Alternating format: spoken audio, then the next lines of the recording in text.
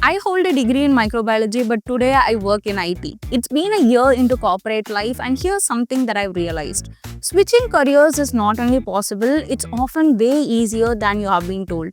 So, if you are in your 20s confused about your degree or scared that you might get stuck in one path, this video is for you.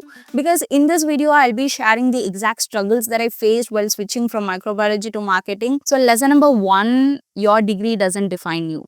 So I chose microbiology for two reasons. One, I liked zoology in high school, and two, it was COVID back then, so I thought I'd be saving lives, even discovering medicines. But few months into college, I realized microbiology wasn't for me because the long lab hours, testing your own blood, or checking the growth in microbes like bacteria and fungi, yes, it might be interesting for someone, but not for me, not anymore. And that's when I learned something very important. Sometimes what you think you will love, you will not. And that's okay. So if you are in your 20s worried you chose the wrong major, do not panic. I know I've been there before and I know that feeling.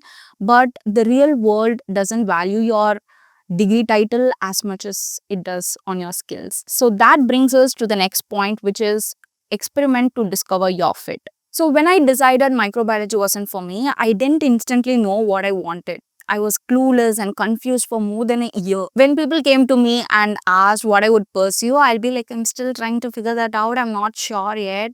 That was my reply back then. Then came the campus placements in my third year where I started applying for everything non-core, everything apart from microbiology like marketing, sales, supply chain management, etc. etc.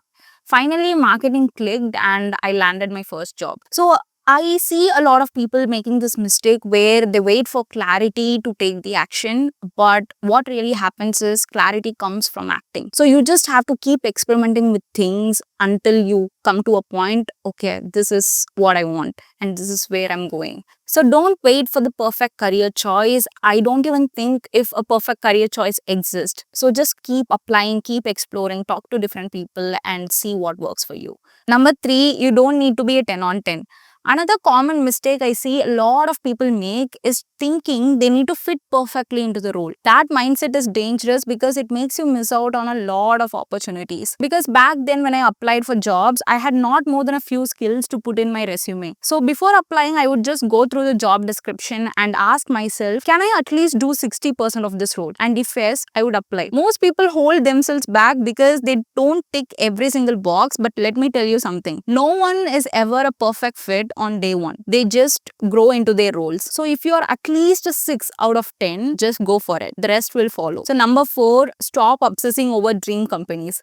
One big realization I've had is your first company doesn't need to be your dream company or any big company for that matter. Because back when I was in college, companies like Zoho, Deloitte and other big names would come for placements. And of course, everyone wanted to get in. I wanted to get in. But it brutally hurt when I couldn't. But it's okay because what I've learned is this.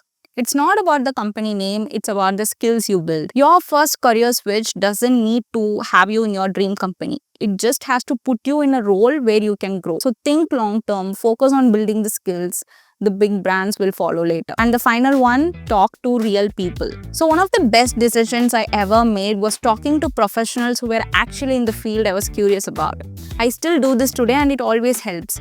I would simply ask them questions like, how is your day-to-day like? What are the skills you use? Or how is your role different from others? These simple questions will give you the clarity to take the next step forward. Because when you are in college or just starting out in your career, you wouldn't actually know how an MNC works. So these questions will get you the real insights that will help you choose the right path for you. At the end of the day, your career is never going to be a straight line. You try out different things, some will work out, some won't, and that's okay, that's normal. But what you should focus is on building skills and keeping yourself open to new opportunities. So if my transition from microbiology to marketing proves anything, it's this.